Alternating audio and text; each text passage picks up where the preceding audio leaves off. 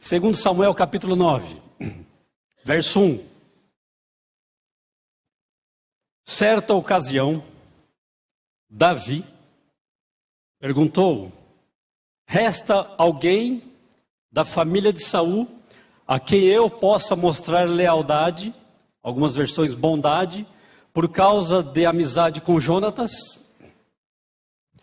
Para que a gente entenda esse versículo, nós temos que entender o contexto que ele está colocado.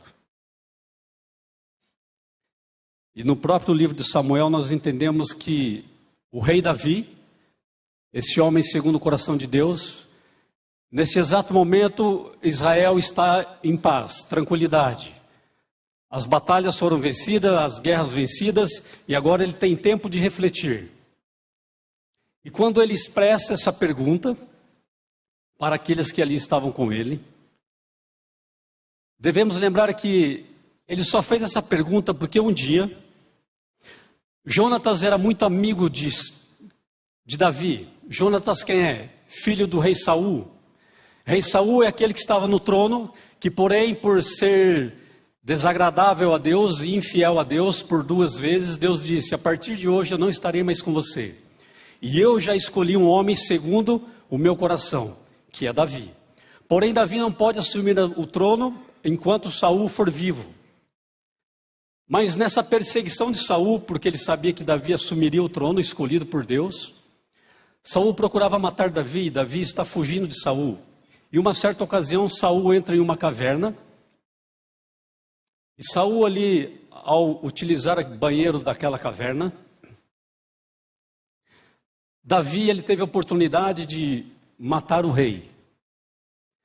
Mas Davi tinha algo no coração: eu jamais tocarei no ungido do Senhor.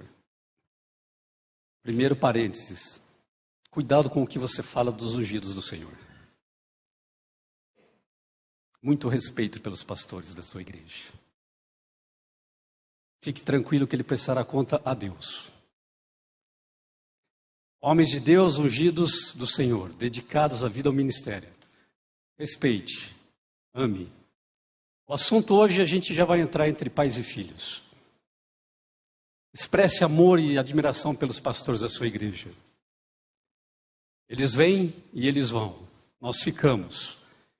E a semente plantada no coração de um juvenil em relação aos seus pastores, ela pode refletir muito na sua vida adulta. Voltando para o tema. Davi apenas tira um pedaço da capa de Saul. E ao sair Saul da caverna, ele diz: rei Saul, por que me persegues? E esse texto é lindo porque isso está relatado em 1 Samuel 20 e o 1 Samuel 24. E Saul diz: Davi, eu estou entendendo que você é muito melhor do que eu. E a Bíblia diz que Saul está ali chorando, mas Saul ele faz um pedido a Davi: Davi, faça uma aliança comigo. Se compadeça dos meus familiares. Na minha nota de rodapé da Bíblia de estudo, diz que nessa época todo rei que assumiu o trono, toda a geração do outro rei, ela era extinta, a fio de espada. Saul queria que Davi fizesse um acordo com ele: não elimine a minha família, honre meus familiares. E Davi fechou um contrato com Saul na porta daquela caverna, mesmo sendo perseguido por Saul. Em uma batalha, Saul, agora, ele é morto, ele se lança sobre a sua espada. E Saul tem o seu filho Jonatas, amigo a ponto da Bíblia dizer que Jonatas amava a Davi de uma maneira impressionante. Havia um amor de amizade, um afeto entre os dois. Jonatas sabia que Davi assumiria o trono, assim como Saul, seu pai. E Jonatas, em 1 Samuel 20:14, ele faz o mesmo pedido que o pai Saul fez: vamos fazer um concerto? Se eu sobreviver nessa guerra, cuide de mim e dos meus familiares. Mas se eu não sobreviver, que você não mate a minha família. E mais uma vez Davi está fazendo um acordo com Jonatas, seu amigo Jonatas. E agora, depois dos dois serem mortos, a história bíblica vai dizer que quando a notícia chegou que tanto Saul como Jonatas haviam morrido, uma mulher com uma ama pega o filho de Jonatas.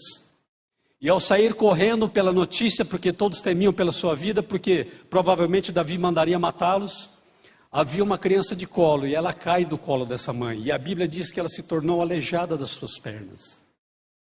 O nome dessa criança é Mefibosete. Agora Davi, vamos voltar ao texto do capítulo 9, no verso 1. Davi pergunta: resta ainda alguém da família de Saul? Para que eu possa mostrar lealdade. A palavra lealdade, ela tem a ver muito com a graça que Deus estende até nós. E então no verso 2 diz: chamaram então Ziba, um dos servos de Saul, para apresentar-se a Davi. E o rei perguntou-lhe: você é Ziba? Sou, seu servo. Resta ainda alguém da família de Saul a quem eu possa mostrar a lealdade de Deus? Respondeu Ziba: ainda há um filho de Jonatas, aleijado dos pés. Onde está ele? Perguntou o rei. Ziba respondeu: na casa de Maquir, filho de Amiel, em Lodebar. Debar quer dizer pastos verdejantes, terra abundante. Mas ela vem acompanhado antes de um prefixo lo, ausente.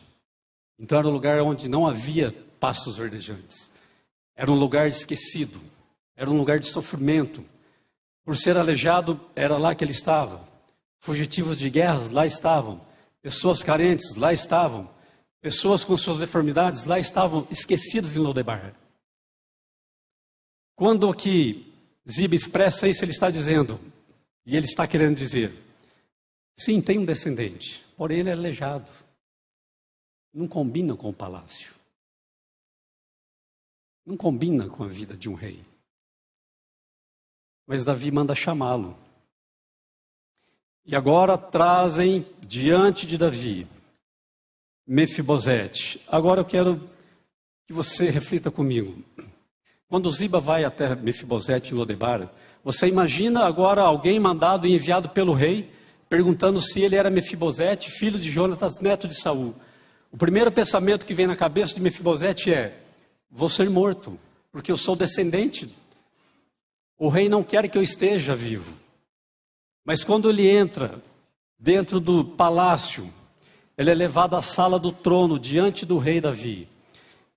E no verso 6 diz: quando Mefibosete, filho de Jonatas e neto de Saul, compareceu diante de Davi, prostrou-se rosto em terra. Mefibosete perguntou a Davi, ele então respondeu: sim, sou teu servo. Não tenha medo, disse Davi, pois é certo que eu tratarei com bondade por causa de amizade com Jonatas, seu pai. Vou devolver-lhe todas as terras que pertenciam a seu avô Saul, e você comerá sempre. Ele disse: sempre à minha mesa. Muito bem. Contextualizamos. Se você está na internet aí, bom dia para você. Nos acompanha. Tem um tema do sermão: órfãos. Mefibosete era órfão. Jesus falou muito para nós olharmos para os órfãos e as viúvas. No Antigo Testamento, Deus diz: olha, quando você fizer a colheita e sobrar algo, não apanhe. Deixe para os órfãos, para as viúvas e os estrangeiros. Deus sempre se preocupou com os órfãos, com as viúvas. Mas eu quero te dizer nessa manhã, pai, e você mãe, e você desbravador, uma triste notícia: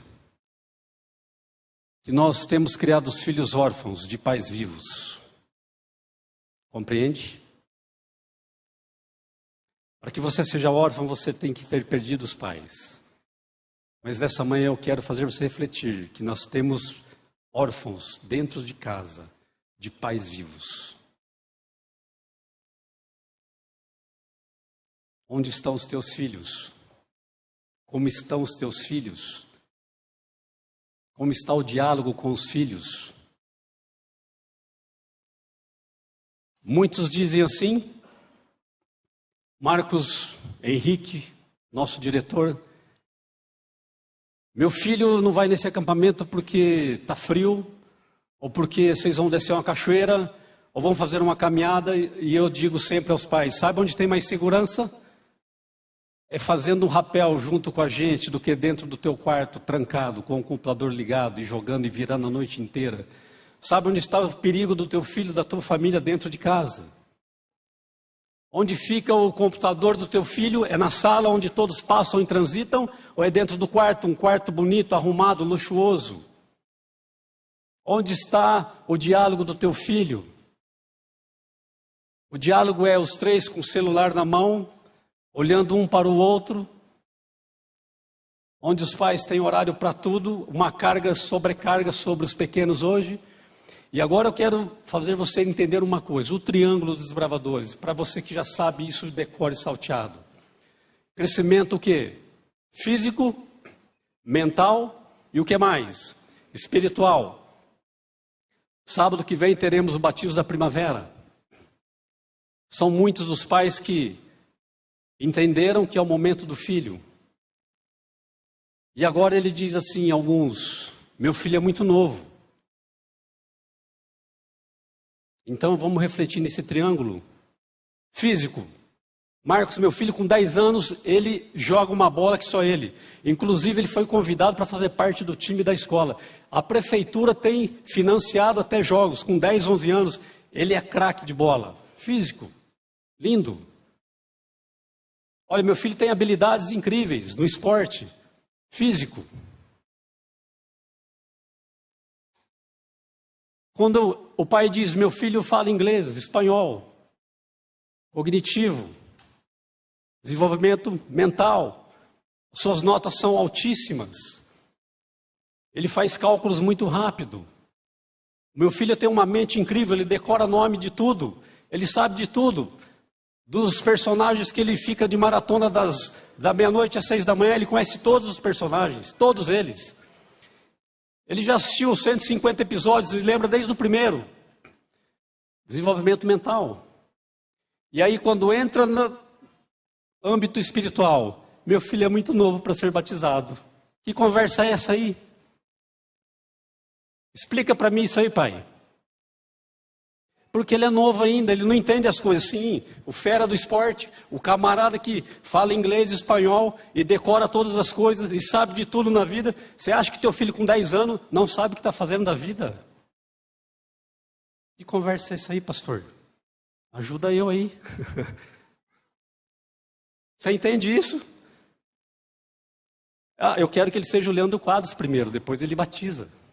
O dia que ele estiver estudando a Bíblia, Apocalipse, dando curso bíblico, fazendo grupos de reuniões, aí eu acho que ele está preparado. Puxa vida, pai, que isso?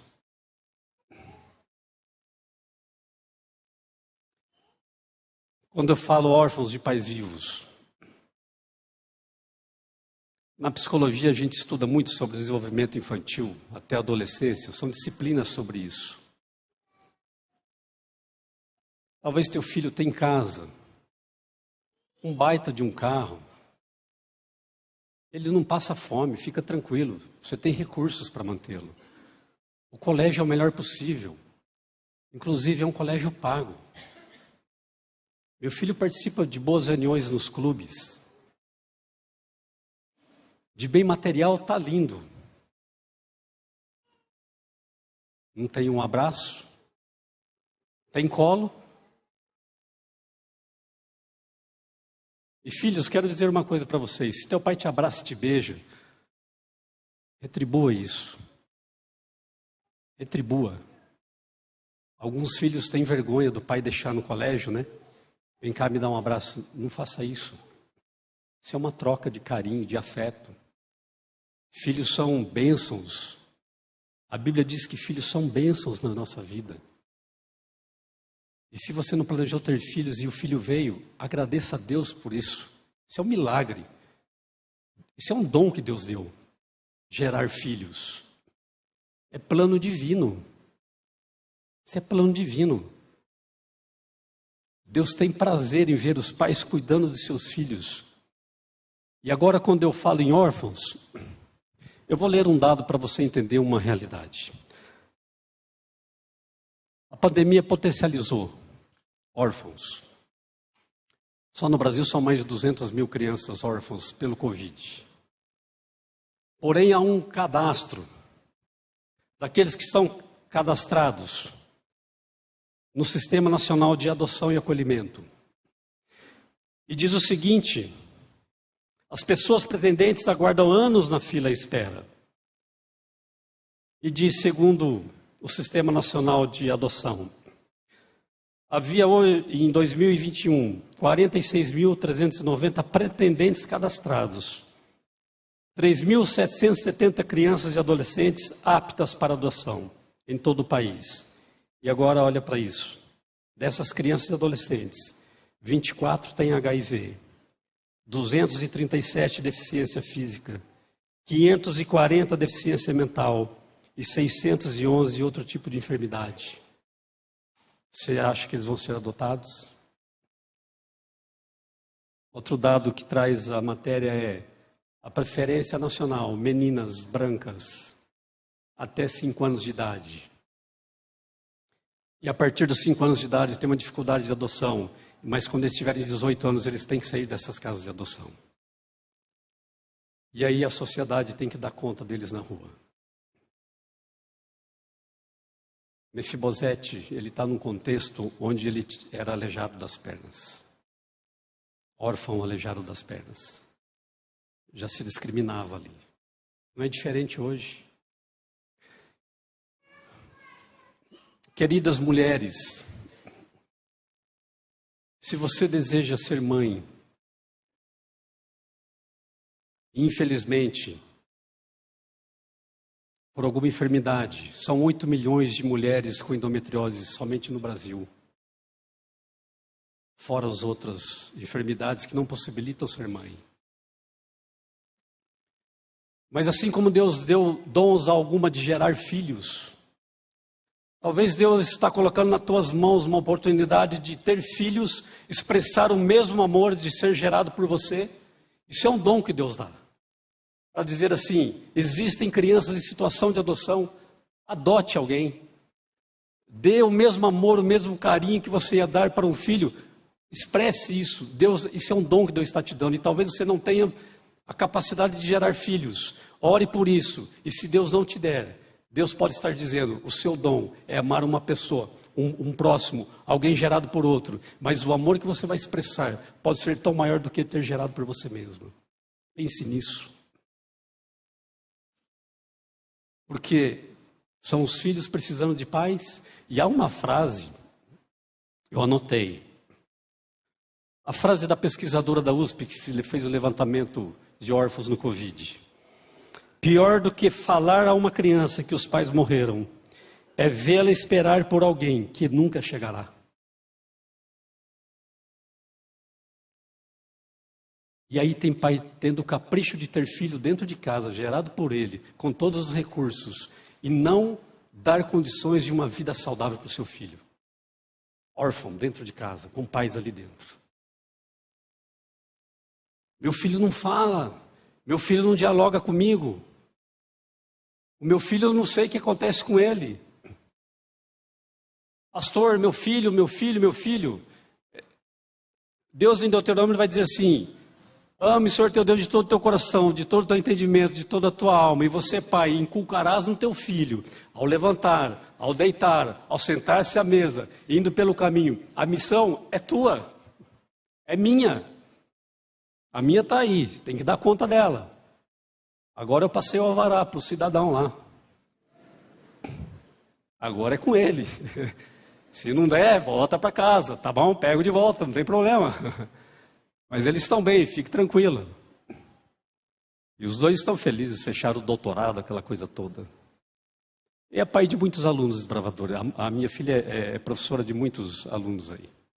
E ele também, professor deles. Mas eu quero te dizer uma coisa, pai. O que você faz quando teu filho chegar em casa e te dar uma notícia que você não esperava ouvir?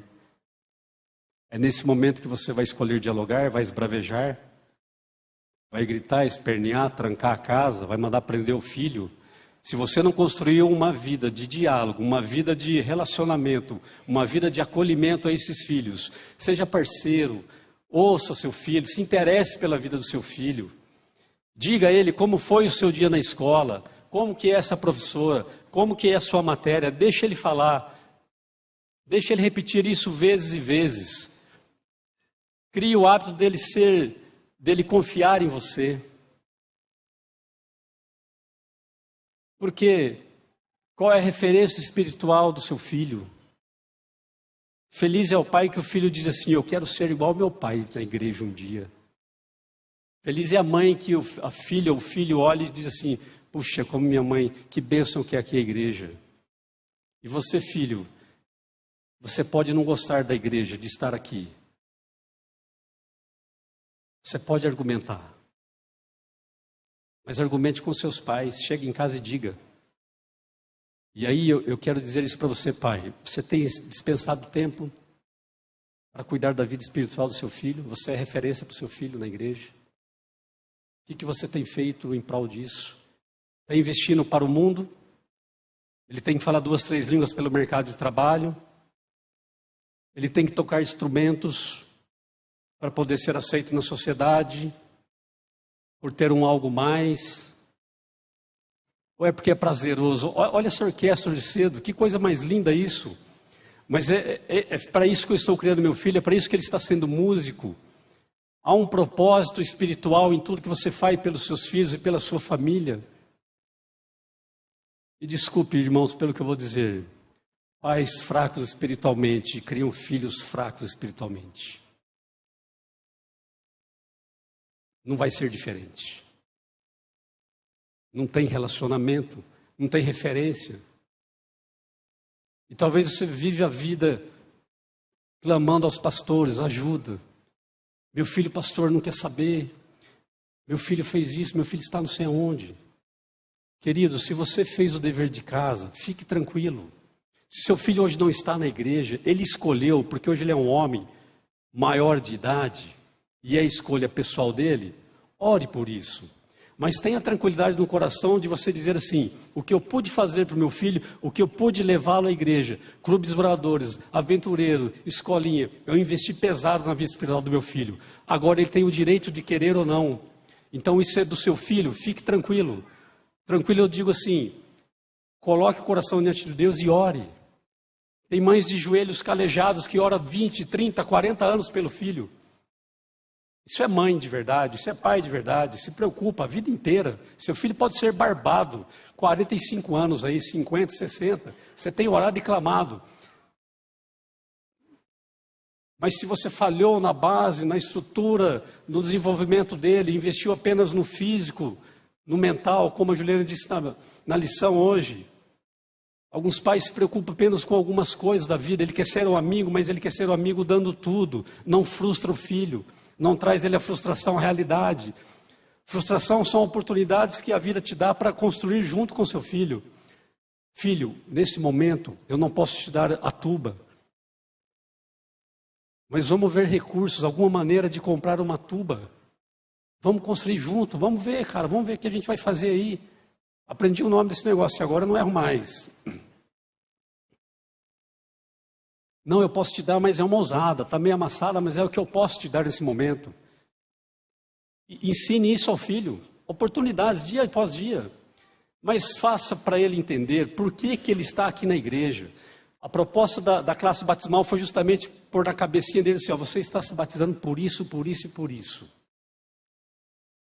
Não é porque seu pai acha bonitinho, não é porque o batismo da primavera é uma festinha bonita, não é porque a igreja... Não. É porque Jesus morreu por você. Explique as coisas. Por que sábado não posso, pai? Senta com ele, abra a Bíblia. Busque. Agora, nós pais falamos do que nos é próprio. Se eu não tenho intimidade com a Bíblia, eu não tenho condição de falar para o meu filho mesmo. Então se capacite na palavra, amigo.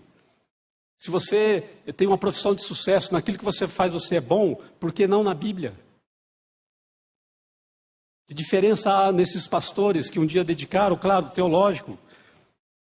Mas por que eles aprenderam e você não pode aprender? Claro que pode aprender, não pode, pastor? Ora, se eu sou instrutor bíblico, por que você não pode ser? Não estou dizendo que o dom de todos será estudar a Bíblia com as pessoas, mas com o seu filho, isso é função tua. Não cobra a igreja pelo que você não fez. Não olhe para os céus clamando a Deus e dizendo: Deus, por que está acontecendo isso na minha vida se eu falhei? O bonito é: eu falhei. Senhor Deus, e agora o que eu faço? Me ajude. Busque ajuda. Lute pelos seus filhos. Preciosidades. E sabe ao pai e à mãe que investe no filho. Estão aqui no clube. Sabe ao pai que investiu sim no físico, ele investiu no mental, mas no espiritual ele não vacila. Eu quero te dizer uma coisa: se teu filho chegar em você e dizer assim: eu quero ser batizado, essa decisão é dele. Porque Deus, ele está movendo nos corações das crianças também. Jesus dizia: vinde a mim, as criancinhas, deixe vir. Não interrompa-as, deixe vir. Jesus tem a maneira de trabalhar com elas. Deus tem. E se nesse momento para o teu filho faz sentido, faz sentido. Vem aqui, Ita. Você, cara, vem cá. Claro que é você. Estou te chamando, vem aqui. Cadê o lencinho? Está aí? Traz o bicho aí. Você quer ver o que é pai sábio, mãe sábia? Mãe sábia é o seguinte: o Ita, ele está hoje no nosso colégio. Uma das tarefinhas ele lê o seguinte: quem crer e for batizado, será o quê? Sal. Começa com sal, termina com vô. Salvo. Muito bem, então vamos repetir aí para eles entenderem que não é combinado. Quem crer e for batizado será o quê, Ita? Salvo. E aí na cabeça ficou: bom, então eu tenho que me batizar por quê? Porque eu quero ser salvo.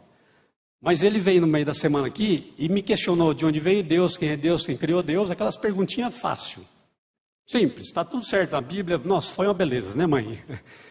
Mas a gente conversou e conversou bem. As perguntas deles foram sinceras. Tá bom, vamos na Bíblia. E fomos conversando. Duas coisas a mãe fez pelo Ita. Primeira coisa, educação adventista. Porque ouviu de pessoas. Segunda coisa, clube dos bravadores. Eu quero convidar aqui. Cadê o seu conselheiro? Will? Vem aqui, Will. Vamos investir esse menino aqui. Will, vai fazendo as honras aí. Ele vai falar Maranata, você fala o Senhor logo vem e aquela coisa toda lá, tá? O conselheiro é ele. O Senhor logo vem. Eita. É isso aí, coloca o lenço logo desse menino, rapaz. Acaba com essa ansiedade, né? Coisa linda. Obrigado, Will. O momento de enrolar o lenço novo é uma beleza, né? Mas eu quero te dizer uma coisa, outra coisa. O Ita, semana que vem, será batizado em nome de Jesus. Por decisão dele. Mas eu fiz ele entendendo pela Bíblia. E junto com a mãe. Mãe, é por isso, é por isso, é por isso, é por isso. Entende? Entende que não é somente para ser adventista. Entende que a religiosidade é uma situação e cristianismo é outra situação. Você entende isso, querido pai? Se você não entende, te convido para uma classe bíblica. Eu mesmo vou sentar contigo. Se você, pai, tem dificuldade de estudar a Bíblia, estou à disposição tua. Vou dentro da tua casa e estudo com você, com seu filho, com quem estiver lá. Entende isso? Obrigado, viu, William? Tirou uma foto aqui? Cadê o fotógrafo? Tira uma foto aí, pastor, dos dois aqui. Ali, Will, ó. Ethan, Deus te abençoe, tá? De uniforme de gala já e tal, e semana que vem já vai molhar ele nas águas batismais. Deus te abençoe, Ethan. Esse nome especial, né? Que é a primeira vez que eu ouvi. Isso, rodaram o lenço para você lá, então, ó. Aê, igreja, bênção. Mãe que está preocupada, para que caminho vai o seu filho?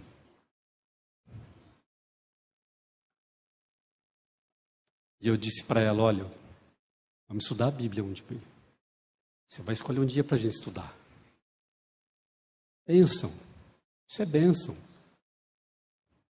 No segundo culto teremos mais desbravadores para colocar o lencinho. E hoje tem 2 gêmeas que serão batizadas. Eu disse: não vai batizar uma no primeiro, uma no segundo, que o povo vai ficar confuso. Batizaram 2 vezes só por causa da transmissão, né? Achando que é a mesma. São gêmeas, lindas. Pais preocupados com a vida espiritual do filho. Pais preocupados com a vida espiritual do filho. Eu espero que dentro do seu coração, querido, independente da idade do teu filho, independente de como está a sua vida, se você precisa arrumá-la, eu quero te dizer uma coisa. Davi disse a Mefibosete: você comerá na minha mesa todos os dias. Mefibosete mudou para Israel. E ali ele morava porque era mais próximo do palácio. E aí eu fico pensando, Davi, quando vai chegando os seus filhos junto à mesa, de repente entra Salomão dentro da sala onde estava a mesa posta, o homem mais sábio da terra, sentado junto com Davi. De repente pela porta entra homens dos valentes de Davi, que eram 37, se assentando à mesa para o de jejum, dizendo o que fizeram, contando para Davi. Depois entra Absalão. A Bíblia diz que Absalão era um homem tão formoso que dos seus pés até o alto da cabeça, tudo era lindo. Pensa num cara bonito, Absalão, assentado à mesa com Davi. Mas Davi vai dizer assim: calma que ainda falta um. E talvez o som dos pés de Mefibosete se arrastando pela sua deformidade entra então na sala. Porque agora ele come junto com o rei, porque agora Davi o assume como filho. Sabe quem é Mefibosete nessa história? Eu e você. Aleijados espirituais. Mas o rei diz: tudo que você perdeu na vida, eu vou restituir. Se você perdeu entes queridos para enfermidades e morte, assente-se à mesa, eu vou restituir isto. Se o pecado tem te derrubado na vida, Deus está dizendo, o rei está dizendo: eu tenho uma mesa preparada para você, você tem lugar nessa mesa. Essa mesa é para pecadores como você, é para pessoas excluídas como Mefibosete. Há lugar para todos na mesa de Cristo. E será um grande banquete pela eternidade. Que Deus abençoe você, pai, você filho, você desbravador, como igreja. Deus abençoe todos nós e faça de você instrumentos, principalmente você, pai. Invista nos seus filhos. Vocês, filhos, amem seus pais.